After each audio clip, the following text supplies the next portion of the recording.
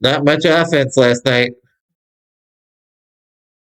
It is Wednesday, June 10th, 2026.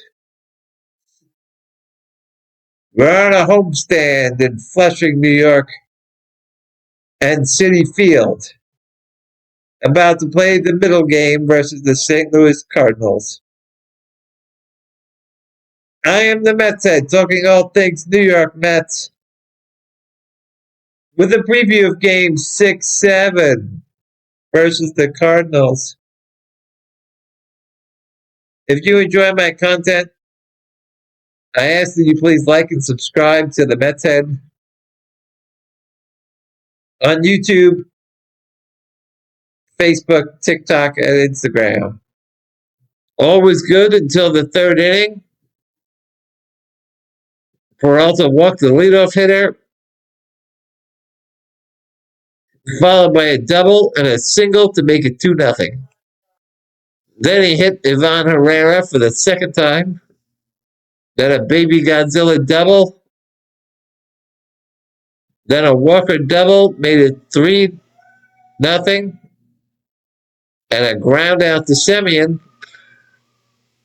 And Herrera stole a run at home to put us down 4-0.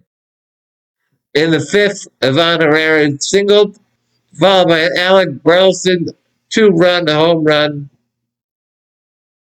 to put us down 6-0. Peralta would pitch one more and finished after 6 innings, giving up 6 runs on 6 hits and 2 walks, with 5 strikeouts on 98 pitches. He really didn't seem to be able to find the strike zone very much. And then when he did, he would throw it right down the middle to compensate, and they would hit it real hard. I wonder if it had something to do with Alvarez. I don't think his pitch location has to do with Alvarez, but people were freaking out on Facebook about Alvarez starting. I mean, I don't understand why. He's our number 1 catcher. He has the potential to be great. You have to play him. We know what Torrens can do defensively. He's a great catcher. But his offense is lacking for an everyday player. He can get key hits, but Alvarez has so much more potential offensively. And at 24 years old, he shows spurts of greatness. But I agree that Torrens should not just be a one-time-a-week player.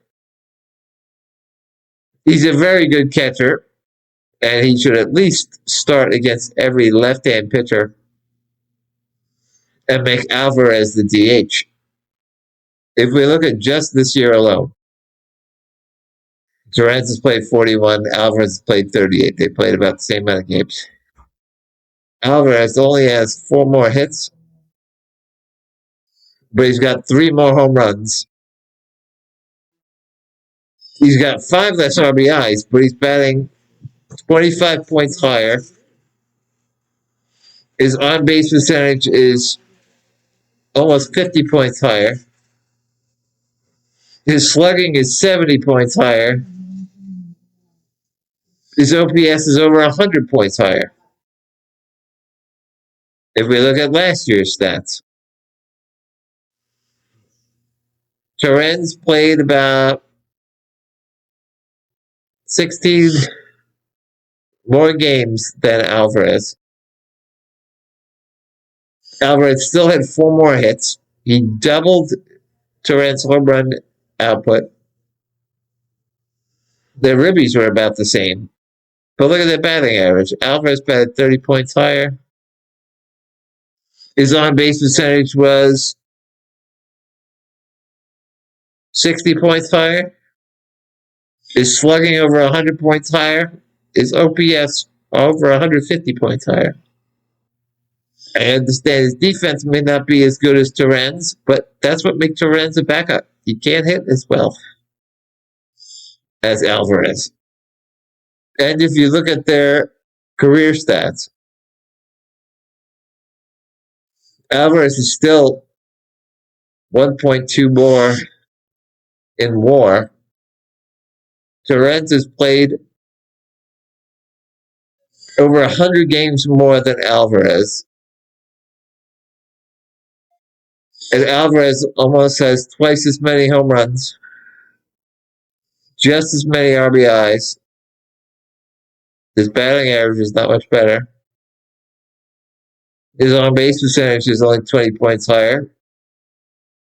His slugging is 75 points higher, and then his OPS is 100 points higher. Alvarez needs to start. We were shut out for the 7th time of the year. That's 10% of the time we get shut out. 24% of the time that we score 1 run or less, and 42% of the time that we score 2 runs or less. Our offense is a real issue, even when we had all our guys going. I would hope that Alvarez coming back can help that, and then whatever Lindor or Polanco come back. But they've been hitting better ever since they brought up Ewing. Ewing and Benj had some trouble on defense in that outfield last game, misjudging some fly balls, but I don't think it's a big deal. And it's probably better to happen in a game that we lost by 7 runs so that they learn a lesson without any major consequences of losing a game. Gerber threw 2 innings, gave up 1 run on 3 hits without a walk, with a strikeout on 21 pitches. And then they brought in Stl Perez to pitch the last inning. He gave up 1 hit on 7 pitches. This is when you want to use these guys. But I still think Tobias Myers would be a better addition to the team. I think he's more integral to the team than these guys who are only going to mop up games. Offensively, we had 5 hits. Ewing went 2 for 4.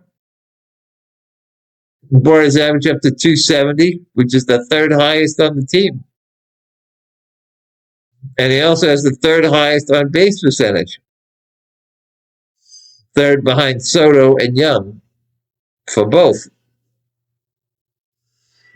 I was happy to hear Keith say that he'll be their leadoff hitter one day.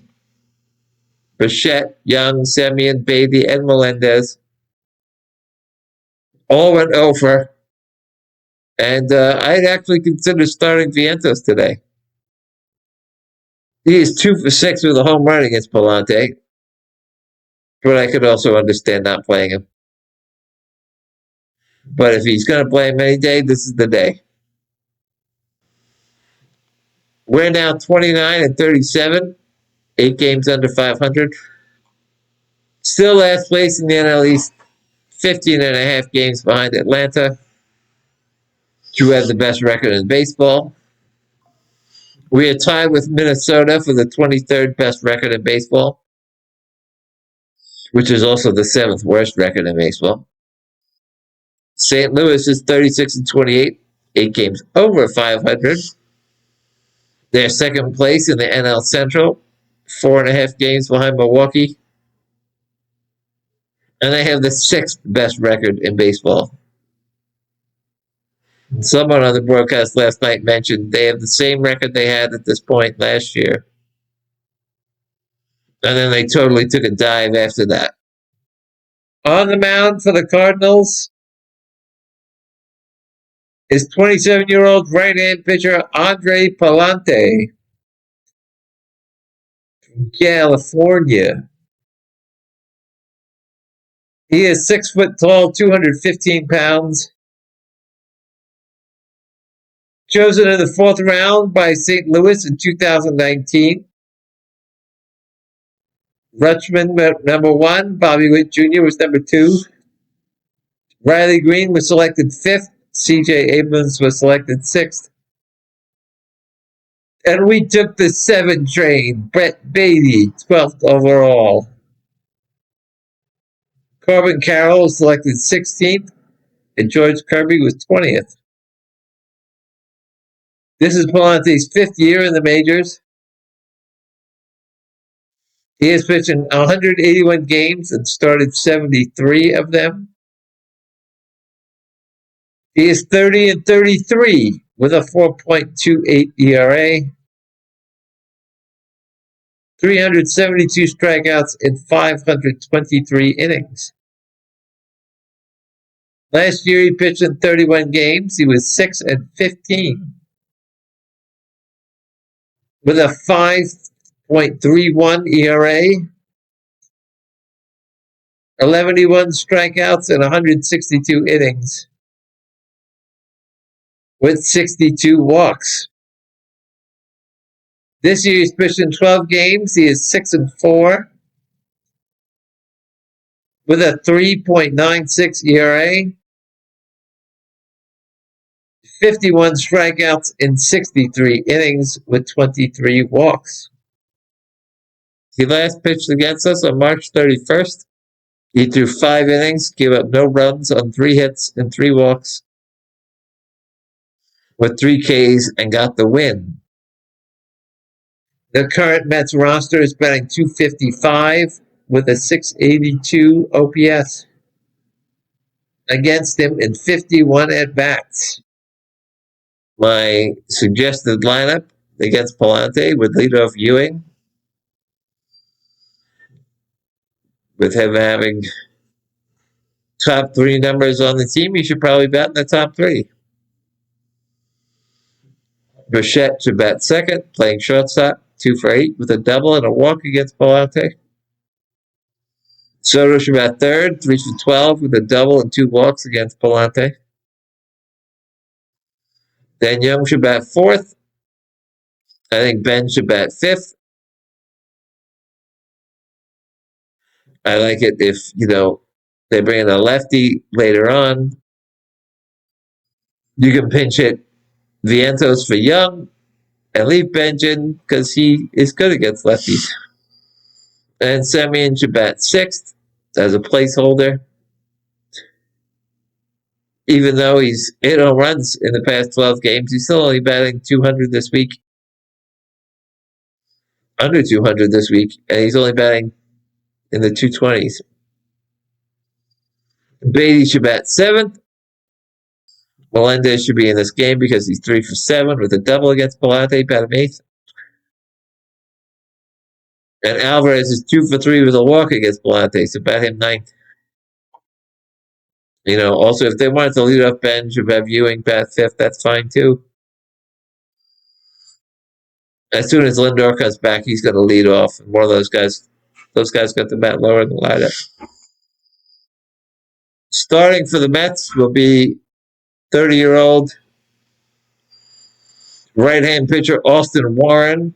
He is 6 foot tall, 170 pounds, from Fayetteville, North Carolina. He is a short reliever, so he will only be an opener. And then most likely David Peterson will be brought in to do the heavy lifting. Warren has been very good overall.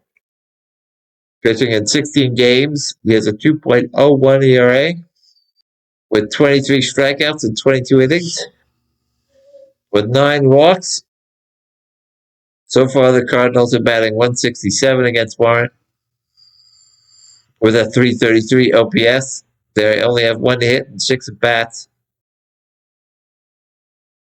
And that was by Herrera, usually bats second.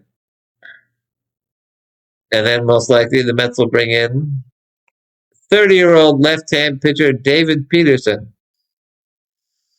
from Denver, Colorado, who is 6'6", 240 pounds.